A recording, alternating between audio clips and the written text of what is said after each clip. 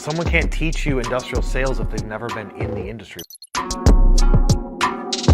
You're going to get tips and tricks from our sales lives that you won't get anywhere else. What I'm trying to get us to be is the biggest industrial sales and marketing agency like in the world.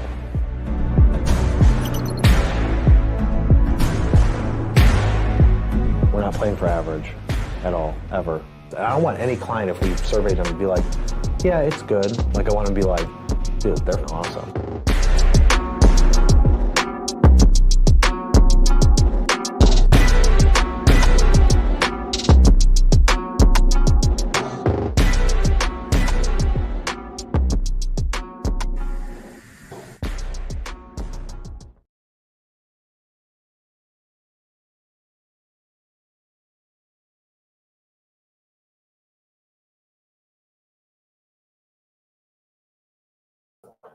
What's up, guys? I'm Kyle Milan. We're back today with a live. It's Thursday, so I brought Alex in. What's up, guys? We're going to talk about industrial sales. On Tuesdays, we talk about industrial marketing. So for those of you that are new to this content, twice a month, we go live on Thursdays at 2:30 to talk about industrial sales, bring you all the tips, the tricks, the stuff that we know, the stuff we help our customers out here at Manufacturing Tribe every single day. We're ingrained in the industry, and we bring that information to you to help you guys out with your sales. And sometimes we talk about marketing on this. So today we're going to talk about a specific topic. Before we get into it, if you guys have a comment, a question, put them in the comment section. Give the show some thumbs, those blue thumbs on LinkedIn. If you haven't subscribed already to the YouTube channel, head over to YouTube after the show is done. Type in my name, hit the subscribe button, turn on notifications. We've got over 1,200 videos on that channel. And also, if you want to see some of the work that we do here at Manufacturing Tribe, go and follow Manufacturing Tribe's page on YouTube, subscribe, and turn on notifications, because we pump out some pretty cool stuff for our customers that I think that you guys would appreciate. Anything to say before we get started? I'm still waiting on someone to stump Kyle. I've said this. I think this will be the third one. I'm waiting for that question to stump Kyle. If you do it, I'll have a little something for you. I'll send you a little something. Oh, he's going to be sending you a gift. I'll send you a little gift. If you can stump Kyle, I'll send you a little gift. But the stumping has to be relevant. You can't Relevant be like, in the industry. Yeah, you can't be like, what's the square root of 16.9 or something like that? Yeah, I mean, I've got a computer, so I will answer that, and ChatGPT can be your best friend. So when it comes to something like that, yeah. Yeah, I might be able to just be like, yo, help me out. Help me out. So for today's topic, we're talking about industrial sales weekly roadmap. So what does that mean? That means that we're going to go through, Alex wrote a list of the top 10 things that you should be focusing on a weekly basis. We'll throw it up on the whiteboard, and then we'll go in and talk about it. If you guys have additional stuff to add to it, put the comment in the comment section. We want to know, where are you coming from? What industries are you in? What do you think about the topic? What do you think about the point that we're about to talk about? And all those things. So let's jump into point number one. What is it, Alex? Understanding your product and your industry. Understanding your product. So we can say what? Product and industry, or product knowledge. Yeah. Product and industry knowledge. Product / industry. Yeah. All right, what do you got on that? Well, I got that it is really important to understand the product or services you guys are selling. Obviously, from the get-go as a sales guy, it's really important for you to understand the ins and outs of the products, the ins and outs of the services.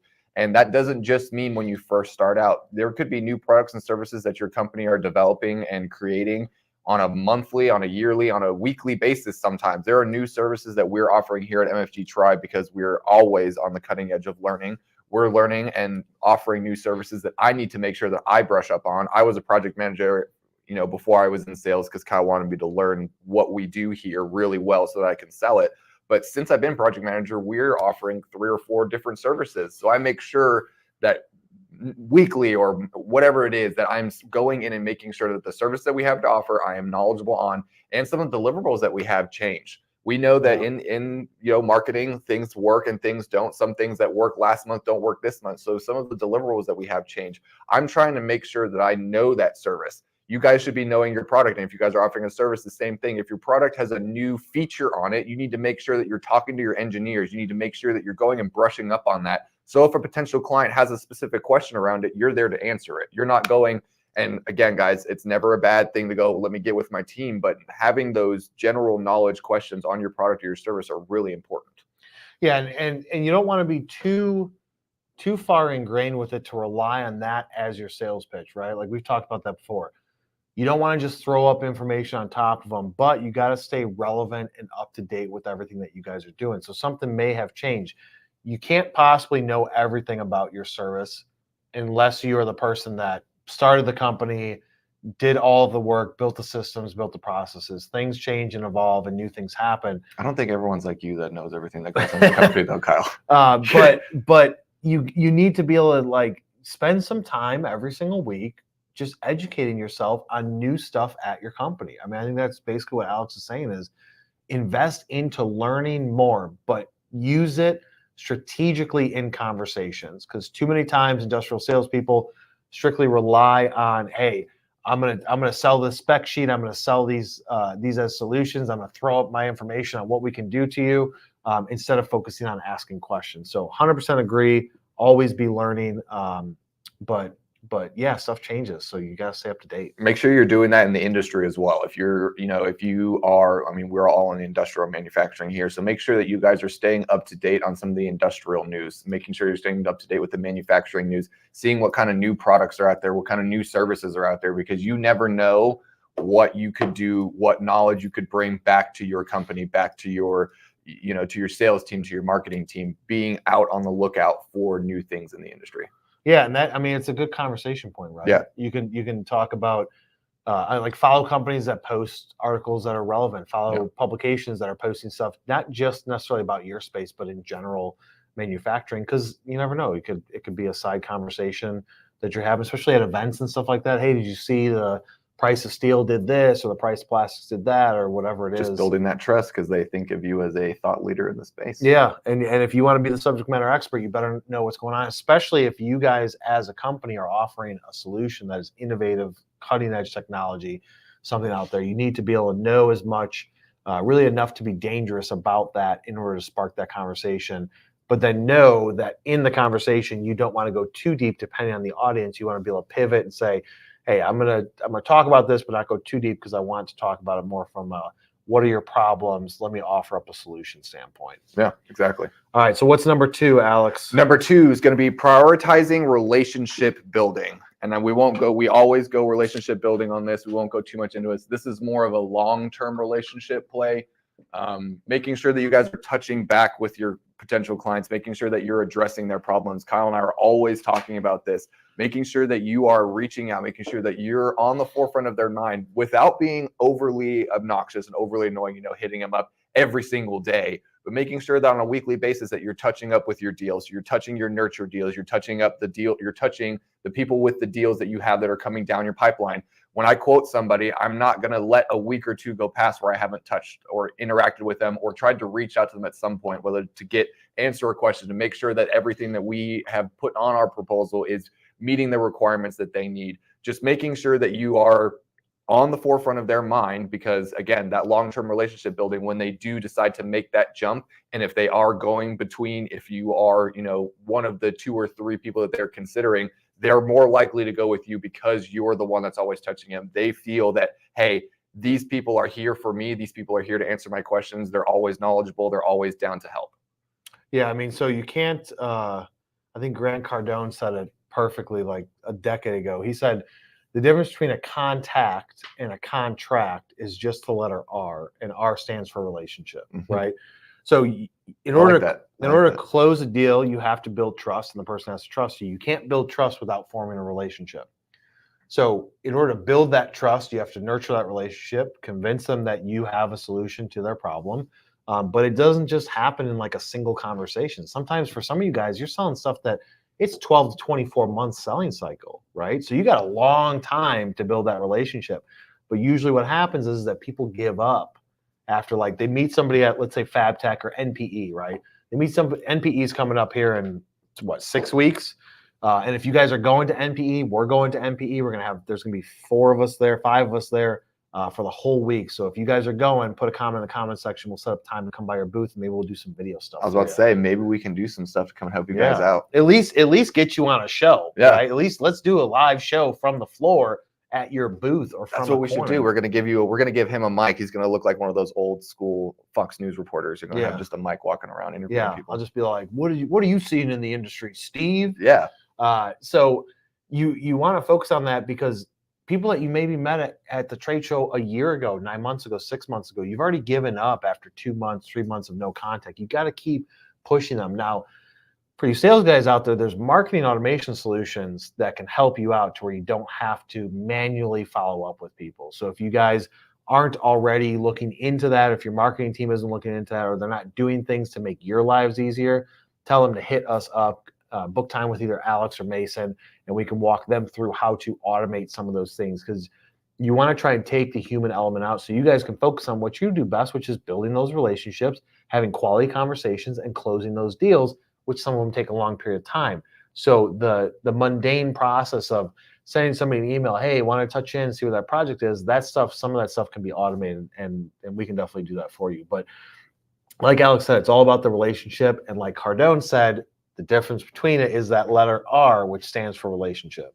Love that. What's number 3? Refining your sales pitch. Oh, we're going in the pitch. Oh, we're going into the pitch. All right. Let me get out of the way so you can see. Can they even see this, Riley? Yep, we're good. The pitch. Kyle will tell you, I go into him when I do discovery calls. We film all of our discovery calls. I always, every time I know that Kyle is going into, because he's so busy, I'm a sales manager. I'm still trying to refine my sales pitch on a weekly basis, on a daily basis. I'm trying to make sure that my sales pitch is customized to each client's unique need.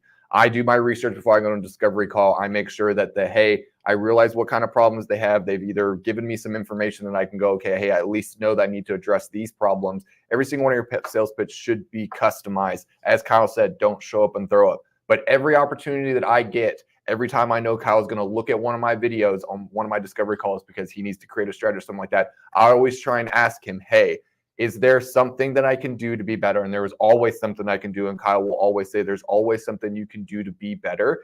And, and make sure when you do take those critiques that you're not taking it personally. Kyle is a way better sales guy than I am. And I'm hoping to be like him one day. And I'm working that way. Whoever you have as your leader, make sure that you are following them. If you know that they are a good leader and you know that they're a good sales guy.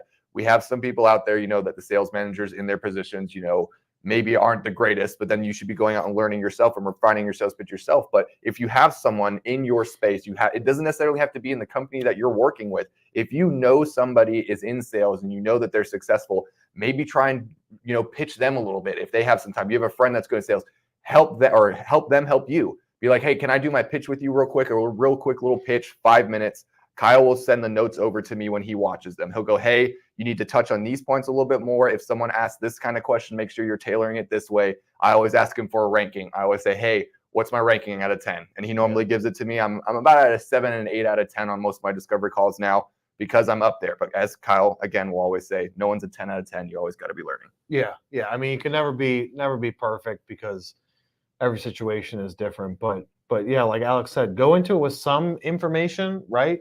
Not too much information, because sometimes if like I've done this before, I go in there too much and then subconsciously in my mind, I'm like, I know what their problems are and I don't ask as many questions. And I'm trying to drive the conversation into one path. And then when I get there and I'm like, yeah, so I noticed all this stuff and I noticed that you guys probably have an issue with X, Y, and Z and we can blah, blah, blah. And they're like, oh no, we know that too. We've already taken care of it. It's somebody else or it's somebody else, different company's going to take care of that. It's like, dude, I just wasted my time. So it's like, look into it enough information to where you're familiar with the potential customer, go through the history chain, maybe in your CRM system of what has the communication been like? What types of things have they looked into? If you're using a system like HubSpot, then you can see how many times have they been to your site, what pages did they see, how long were they on it for? You can get all that information, but then you just got to come in with questions, right? Asking those questions, but practice it. And like Alex said, if you don't have a friend, if you are a lone wolf and you have no friends that you can pitch this to, and your spouse is just annoyed with you doing it to them, do it by yourself. Come to me, man. If you really want to, message me on LinkedIn. I'll help you. You know, come to me. If you really want to, go through a sales pitch with me, come to me. I'll try and help you out as best as I can. I can pretend to be a client. I can, you can just pitch to me. Let me know. I'm here to help.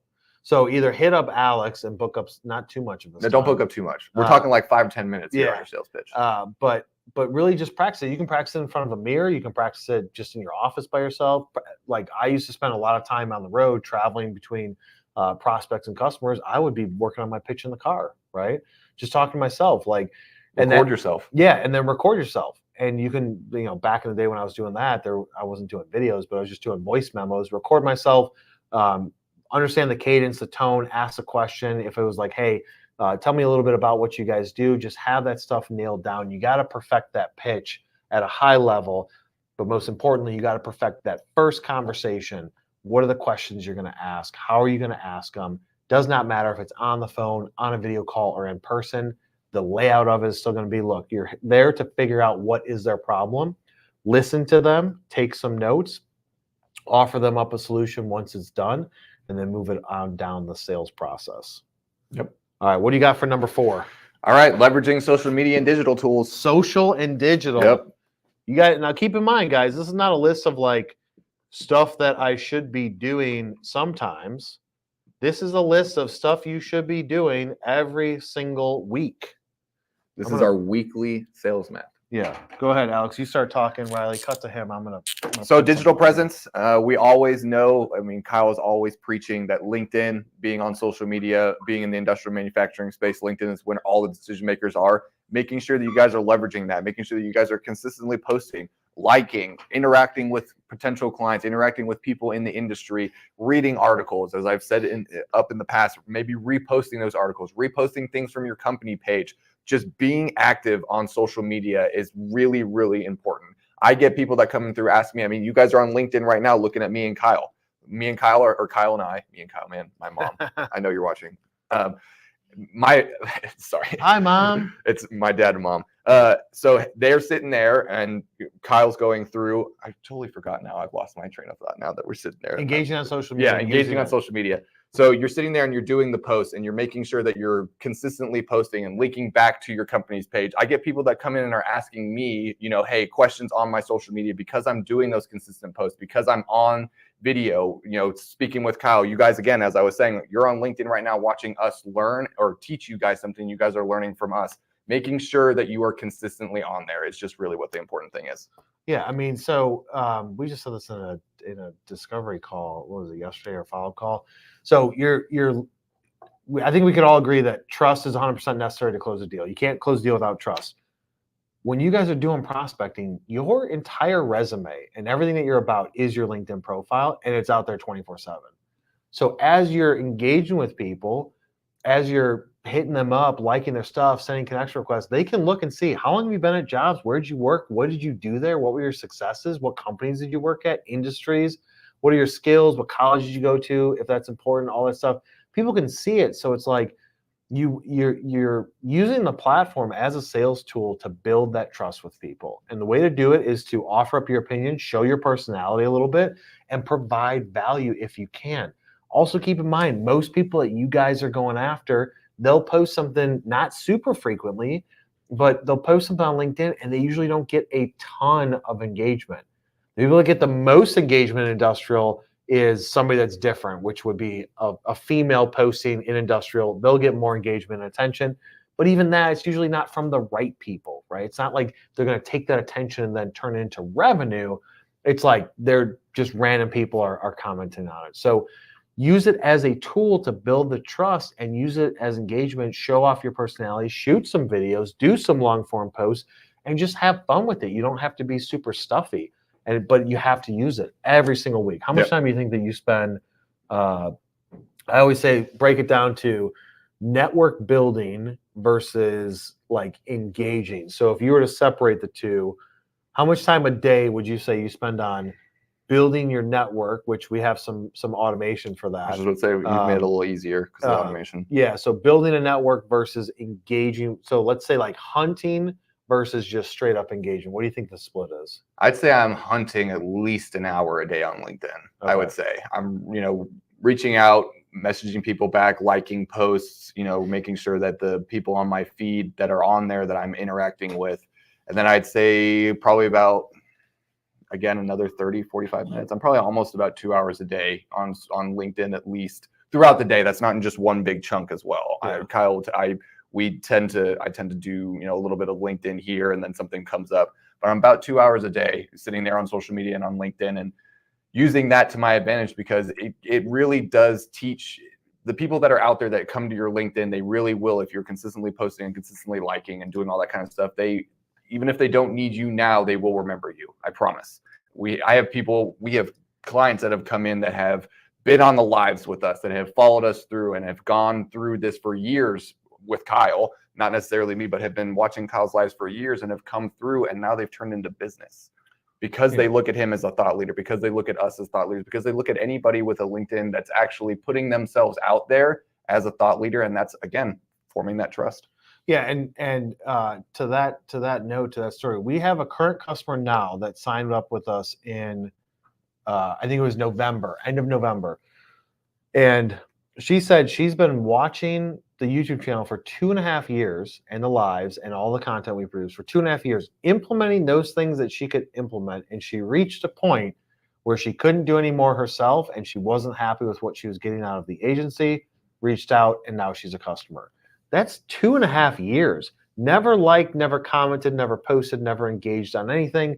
So it's like that's out there 24/7. You may not, like a lot of people in industrial space, they don't engage unless they're in sales or marketing sometimes, but most people don't even engage. They like, we hear it all the time. People when we're at a trade show, they're like, "Oh yeah, Alex, I've seen your stuff." And it's like, if you audited that person's stuff, he's never liked or commented on a single one of his posts. No. But guess what? He's seen every single one and he enjoys it. But it's like getting them to actually comment or like. That's it's not going to come. So you can't look at that social engagement and be like, "Hey man, I've been posting 3 days a week for 2 months, like you said, and I only get 3 likes." Yes, you may only get 3 people that are willing to actually take the action, but you've got a ton of people that are consuming and agreeing with it. They just aren't coming forward and saying, "Yes, I'm going to like that." Maybe they think it's stupid.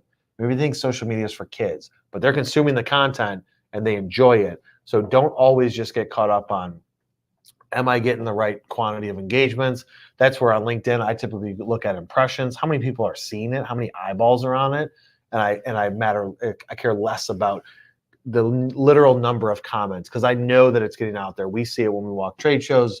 Alex sees it when he gets on a discovery call. And it's like, "Oh, how'd you first hear about us?" And they're like, "Oh, I saw you guys on LinkedIn." "Well, what'd you see?" I've been seeing all your videos, Alex." And then sometimes I get involved in those conversations like, "Oh, there's the other guy that's on all the videos," right?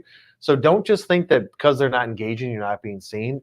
Everybody sees it. All you need is one person. I don't care if you don't get any impressions, but you get that one right impression. You could have nobody interacting. You could have no impressions, but you get 1 or 2 impressions, and one of those impressions is somebody that is going to potentially be a client. That's a win. Why does it matter how many that you're getting? As long as if you have somebody that's on there that's looking at your stuff, just like every cold call, we all have made cold calls. That most of the time you make a cold call, they're either not going to answer. It's going to be a voicemail. It might be the wrong number, but you're waiting to get that one answer, that one person that's going to pick up the phone and have that conversation with you, because then that gives you the opportunity to pitch them. That gives you the opportunity to show them what you have and what you have to offer. And making sure that you're posting consistently can do that without you even having to be out there. You could be sitting at home at 6 p.m. drinking your beer, and somebody is on LinkedIn and sees your stuff and goes, the amount of discovery calls that we have that are booked at after hours? Yeah, after hours, Yeah. 7, 8 p.m. And we know that that's because they've seen something of ours as they've been home. I know that most of the time that people are booking at that hour have either come from a YouTube, and sure enough, when we look at it in the back, it's come from a YouTube, come from LinkedIn, from a LinkedIn post that's linked back to our website or something like that. They have come from some form of content that we've pushed out there, because that's when they're consuming it. And then we see the same thing with our clients, right? On our client side, like booking, sending out over RFQs at weird hours, and it's because they saw something on social. A lot of times it's somebody saw something on social and then pushed it to the right person internally at their company and said, you need to get pricing from these guys. You need to book time to talk with these guys. Yeah. So it's like that influencer, right? The circle of influence, the people that are influencing the decision, not necessarily the decision maker. They're able to push that out. So the stuff just works. So so Alex is spending 2 hours a day. I would agree with that. I would say spend an hour engaging with people, an hour hunting for new people. If you guys are fortunate enough to work with an agency like us, then we can show you the automation side of it. If you want to know about how to do some of that automation, put "I want to automate" in the comment section. We did a webinar on it. What was that, last week, Riley? We did a webinar last week, fully recorded. Maybe we'll give you a copy of that recording where I go through everything and how to automate some of those mundane tasks. What do we got for number 5? Time management. Well, effective time management. Effective time management. So like time management that works. Yeah, you got to be prioritizing your tasks. You got to be. I want to go blue. I want to go black. You want to go black. You want to go every other. Yeah. I'm out there prioritizing my tasks. I tend to bulk out my tasks that I'm doing. I tend to block out my calendar I do it usually the day before because my calendar is open. We have one of those Calendly, so it's open so people can book time on me. I usually don't do it until the day before, but I block my time out for the next day. So before I leave today, I will go and I will sit down at my desk and I will go, okay, what do I need to complete tomorrow? What needs to be completed tomorrow? Tomorrow's Friday. So if I haven't completed tasks for the week that need to be completed, that's the absolute last day to do it. But what do I need to complete tomorrow? Okay, this XYZ, I'm going to block it out on my calendar. I use time blocking. You guys can use whatever you guys want, but I find it very effective.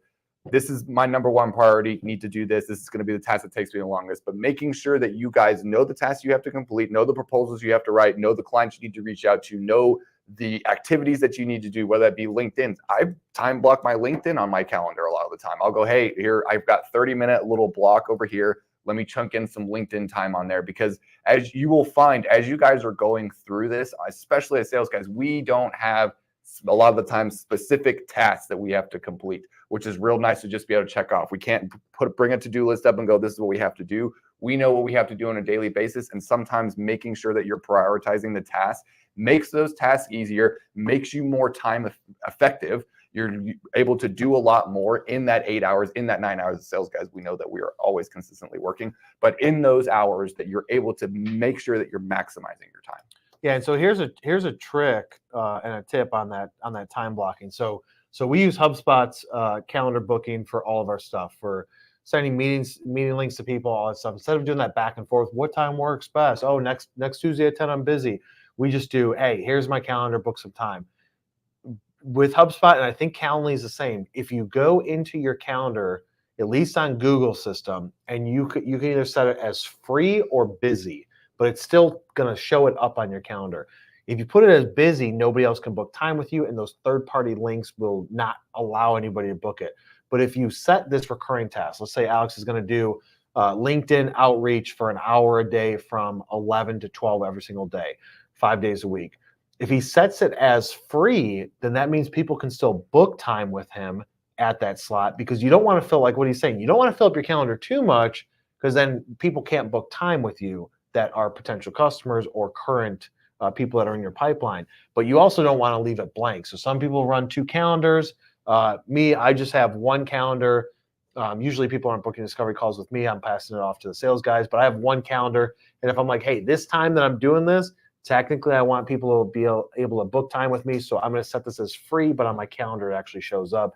That's a great tactic. It's all about efficiency, right? So the difference between you and somebody else from a sales standpoint, if everything is equal from a skill, it's who's going to do more in the same period of time that everybody has, right? 24 hours in a day, whoever gets the most done, whether it takes you 1 hour or 2 hours to do something, you can work smarter, not harder. Whatever your mindset is, it comes down to everybody's got the same window.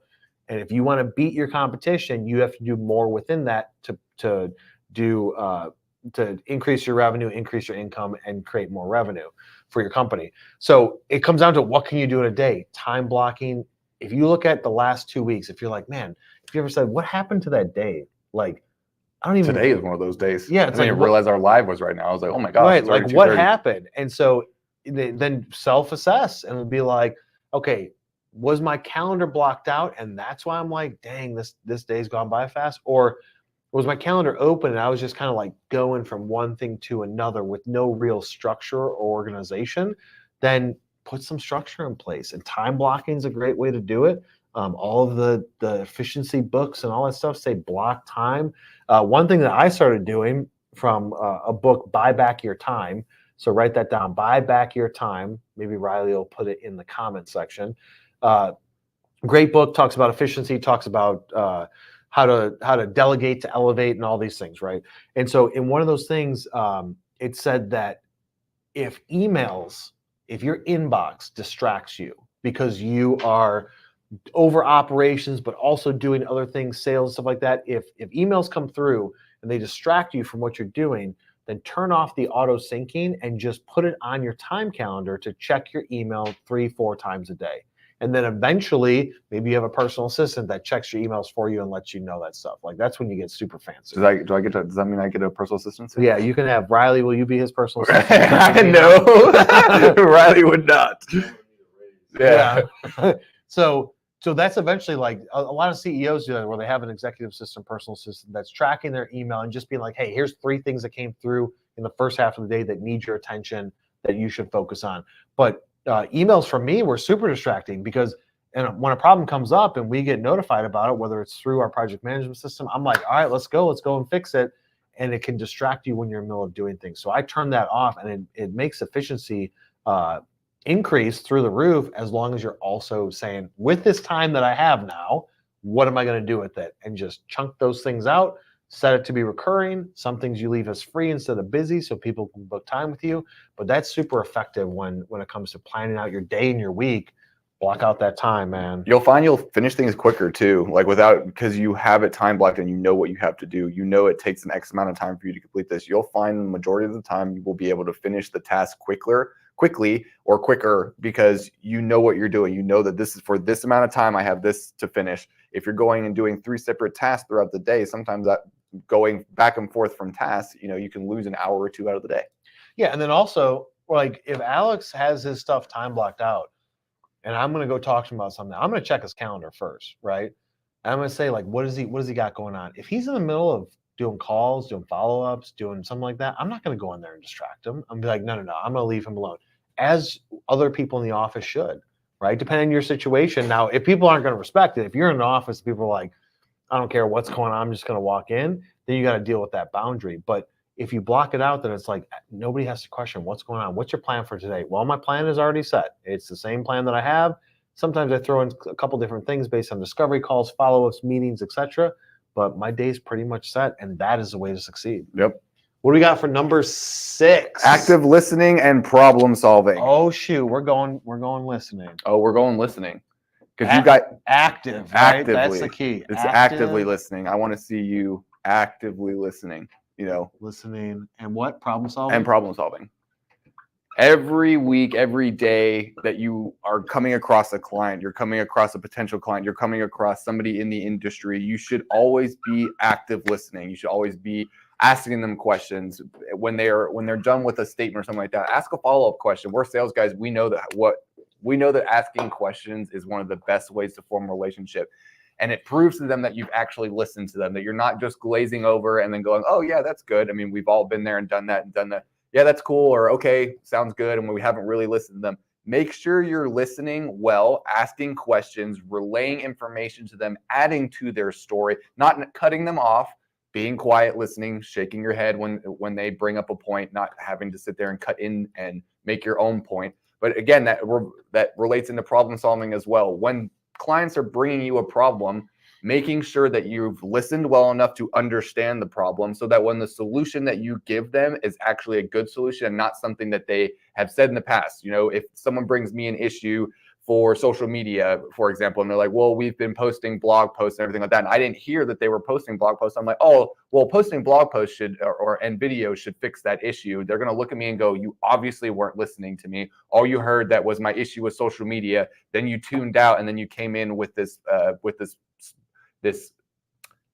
I don't know why this solution. Yeah, this solution. I'm looking that at we're already solving, doing. and I wanted to say solving. The solution we're already doing. Where you're bringing that solution, and they're like, we're already doing that solution. It makes you look bad because you weren't actively listening and because you weren't actually bringing a good solution to their problem. Yeah, and I would ask you guys, how many of you guys are doing video, like a lot of video meetings now with the changes since COVID? If you guys are doing a lot of video meetings, put it in the comment section, because just record those. Right? Like, record every video meeting you're having with a potential customer, existing customer, you're reviewing quotes that you're doing, you're having discovery calls, whatever it is. You record those and go back to it. That's one way, is that if I'm focusing on what you just said and taking notes on it, now I'm splitting my attention between me writing the note and listening to what you're saying next. And you can do that. That's called multitasking. But if you're multitasking, you're not putting all of your attention into one or the other. So if you're a big note taker and you're constantly taking notes, then you're definitely not paying attention to what's going on. And that's just listening, but not actively. So with salespeople, it's like, take some notes, take key strategic notes, and then if you want more notes, go back to the recording and sit there and just listen and watch it, and then take further in-depth notes. Then take those notes, put it into your CRM system so they live there forever, and then you can always go back to them and reference them. But it's all about listening and then asking strategic questions. You got a win-win too on that. If you're recording your pitches that you're doing, number 3, the pitch. You guys, you're recording the pitch, you get to go and listen to an actual pitch that you've pitched to an actual client. You're able to sit there and you're able to review. I sit there and sometimes I cringe.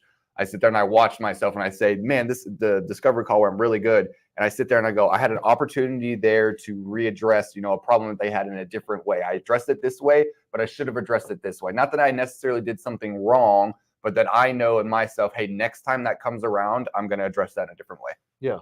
Exactly. So you get a win-win. You get to redo your notes so you can actively be paying attention to the conversation. And number 2, you get to critique yourself. Let's talk about number 7. This is I think one of the most important ones. I know that we All right, so should I put a star next to Yeah, I this think this one? one's a star-worthy one. This is Alex, since it's a star for you, we're going purple. Oh, whoa, okay. You love purple. It's on your profile picture. You got that purple shirt. What is that? That's from my your lucky golfing? golf shirt. That's my lucky golf If shirt. your lucky golf shirt is purple, you're Yeah. going a purple star. It is my lucky golf shirt. Plus military, man. Purple star. That's Yeah. like good. Well, What is that's a Purple Heart. Oh, I don't think that's good either. a purple? Yeah, because you die. Because you got hurt. You Oh, got yeah, you shot. got hurt. Yeah, but it could have been just a flesh wound. Yeah, I could have been. Could have been. You never know with. Wait, who gives out the Purple Heart? The president? No. Yeah. Because I was gonna say, Sometimes. with the current people, they might be giving out Purple Hearts to the Left, wrong right, people. and center. Yeah, to the wrong people. All right, what's the thing? Networking and prospecting. Networking and prospecting. Every week. Every day. Every day. minute that you guys are not doing something, you should be networking and prospecting. It is consistency. We always want our pipeline to be as full as possible. Kyle will sit there and tell us, and I know it, every sales guy knows it. If you have a week that you aren't being consistent in your networking and your prospecting, a few weeks down the road, you're going to feel it. You're going to have a drop off on your discovery calls. You're going to have a drop off on clients that are interested in you. You're all of a sudden going to be like, wait a minute, I had a bunch of discovery calls about 2 or 3 weeks ago, and I haven't had a discovery call in 3 weeks. If you look back and you looked at your consistency in your prospect, your networking, you will probably find an area in time, whether that be that you were on vacation. Sometimes we have to go on vacation. We all need a little bit of time to get back to it. But you will find that if you're not consistent, your funnel is not going to be full. You have to, there are people leaving your funnel on a consistent basis, whether that means they're signing or, hey, they've gone a different direction. Your funnel is slowly leaking. And if you aren't adding that sand on top of that funnel, or those clients on top of that funnel, eventually 2 or 3 months down the road, you're going to have nobody in your funnel. And then what are you going to do? You have to start from scratch. And that is the hardest thing to do as a sales guy, is create a pipeline from scratch. Because once you're in that zone, once you're in that, I'm on a roll, I have the clients that I'm doing, I'm getting my networking out there, I'm prospecting new clients, I'm out there interacting with, trade shows, whether I go to events or whatever I'm doing, it has to be consistent. And networking, you can network when you go to dinner. I mean, I'll sit there and sometimes when I'm playing golf with people, I'll be like, oh, what do you do? Sure enough, they're in the manufacturing world. And I'm here in Austin, Texas, and I'm playing, with people that are a part of some of the associations that I'm a part of. And I'm, randomly meeting them. You never know when you're going to bump into somebody, and you never know when you're going to bump into somebody that can really affect your life. And that's not just for your job. You never know. You might knock into somebody and they could give you your next big opportunity. You never know. Networking is not only, for us sales guys, for everybody. You should be networking yourself.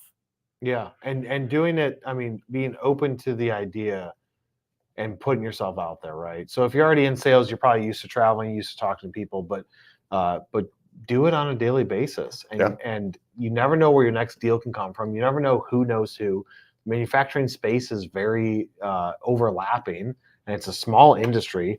and everybody's connected to everybody somehow. So somebody that you talk to today may know somebody that works at Boeing and is in procurement that you're trying to get in touch with.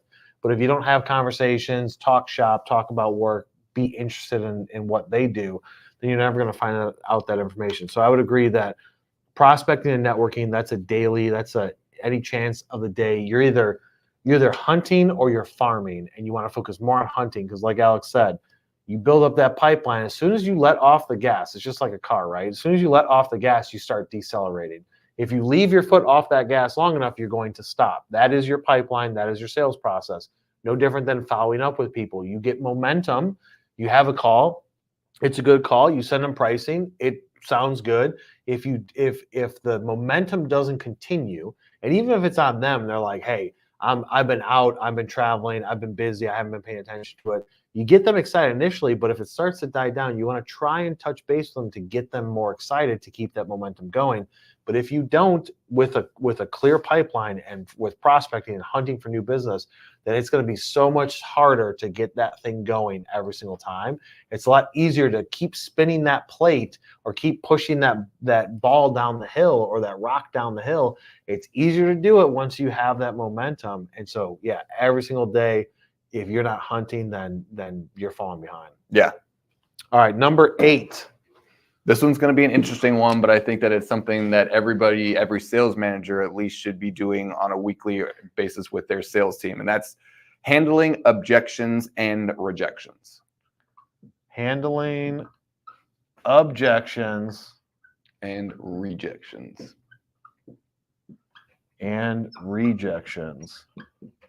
All right, let's talk about it. So you got to equip your salespeople with the skills to anticipate and address common objections that they may encounter. There are going to be objections, whether it be price, whether that be, oh, we've already done something similar, we've already used something similar.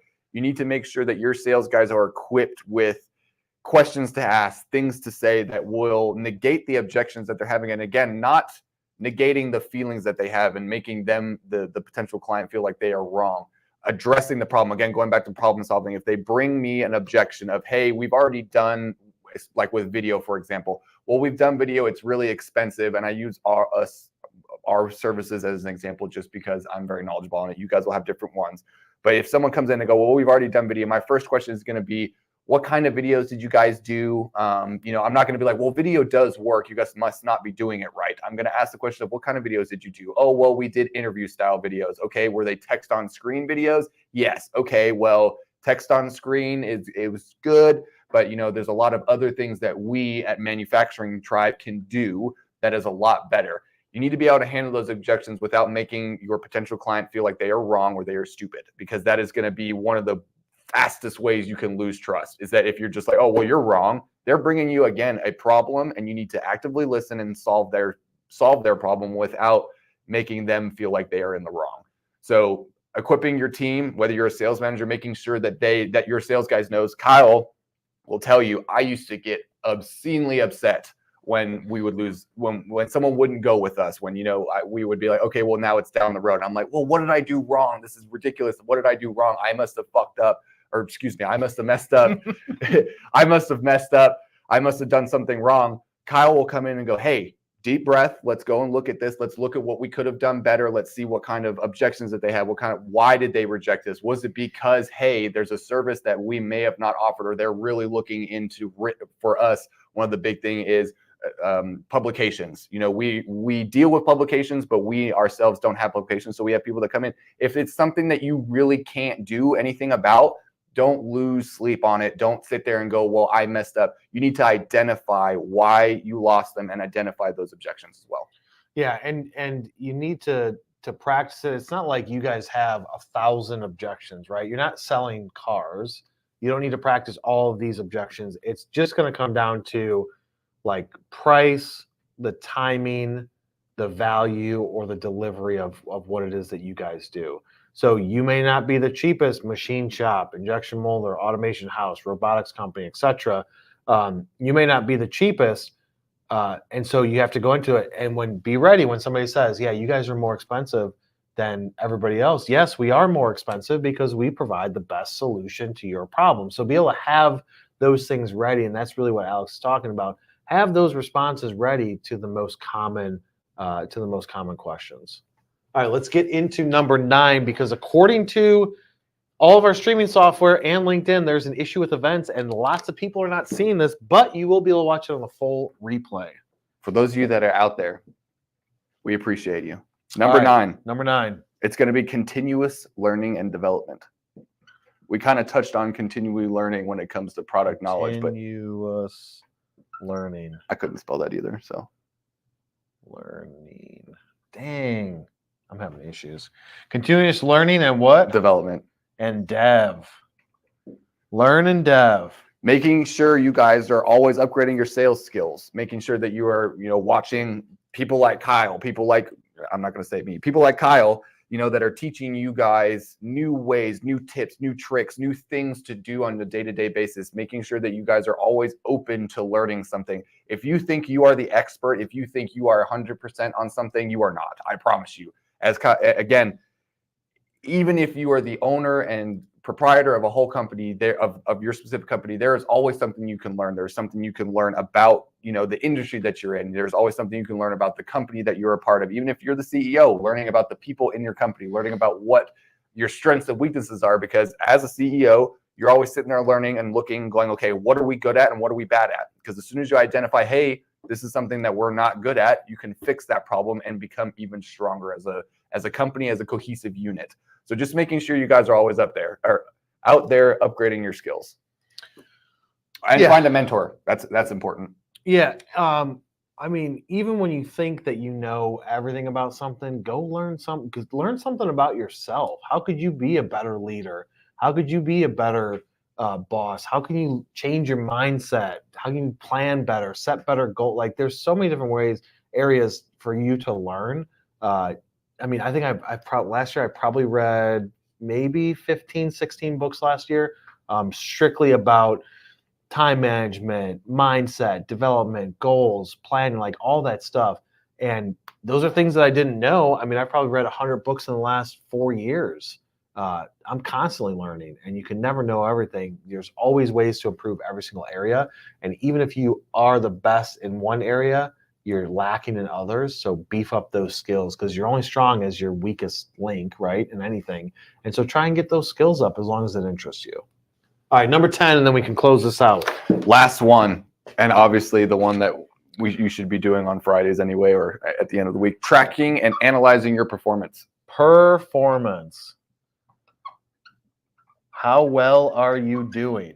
You got to make sure that you're making sure that you are tracking your KPIs, those key performance indicators. You got to make sure that you're clearly defining those KPIs as well. All salespeople should be monitoring their conversion rates, average deal size, average cost, all this kind of stuff, that they're the KPIs that all of us here as sales guys know that we should be monitoring, to track the performance areas for regular improvement, to making sure that if, hey, I'm seeing that in this specific, portion of this performance indicator that I'm looking at, we're not performing highly. We're not getting enough deals. We're not getting enough leads. Our leads are not turning into paying clients. Making sure that you're tracking and analyzing those, because it'll make it so you can adjust very quickly. If you guys are waiting months to sit there and look at your KPIs, how are you going to know when a problem's happening? You could find it if you're going through weekly and you're reviewing these. You can find a problem quicker and solve it quicker than, a month or two goes down the road and all of a sudden now you're looking at it and you go, okay, well, this is a problem that has now turned into a very big problem that now is going to take a lot more resources than if I had just taken the 5 minutes to look at these every week to identify problems and find solutions. Yeah, so set those goals, set those KPIs, what Alex is talking about, right? So if you know what you have to hit, set those goals on a weekly basis. Look at what you're doing. Are you working towards that goal? Is it working? If not, maybe make micro adjustments. But track that and just be honest with yourself and be like, hey, I'm not hitting these things because of this reason. Maybe it's something's not working. Maybe it's not you're putting in the effort, but you don't know that unless you track it. And that just makes it so much easier to be able to say, hey, look, when I did this, this happened, or when we did this, this happened. But track those metrics, throw them up against your KPIs. You can't possibly know if you're going down the right path if you're not measuring that. And you can't just be like, oh yeah, no, I'm doing good. Well, you don't know until you actually track it. So those are super important, because that wraps up everything, right? So all of the other 9 things that you're going to do are going to be summed up by the 10th thing, which is measuring everything, and look at it on a weekly basis and be like, did I win this week or not? Did I win this day or not? And then go into the following week and be like, all right, next week, these are the adjustments I'm going to make. I'm going to listen to Kyle and Alex. I'm going to do these 10 things that they said, these 9 things. I'm going to at least time block and do these things and spend more time on LinkedIn, and then just measure it and see how it's working for you. So we're going to take a quick break and come back to the comment section if there are any comments. So LinkedIn crashed about 20, 30, 40 minutes ago. They crashed and their events are not working, but some people still might be able to be in there if you guys got in the beginning. Fortunately, all this is on replay. We will post a comment in the comment section with the link once it's done. We're going to take a quick break, be right back to answer any questions or comments you guys have.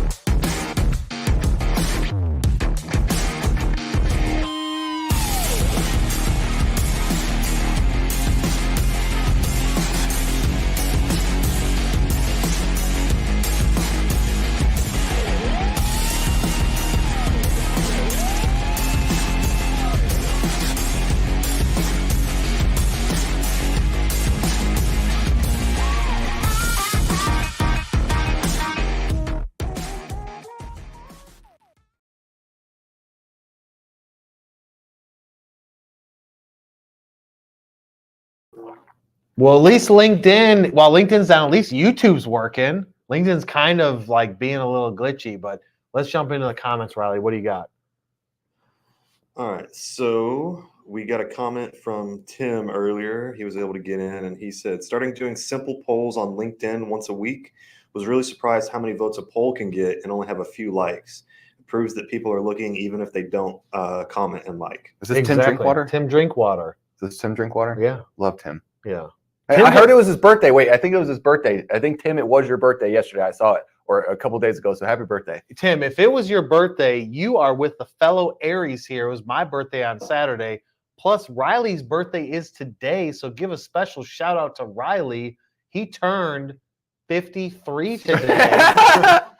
No, he turned 20. The best looking 53-year-old I've seen. 26, 27. Riley turned 27. So we're in the Aries Halfway. world right now.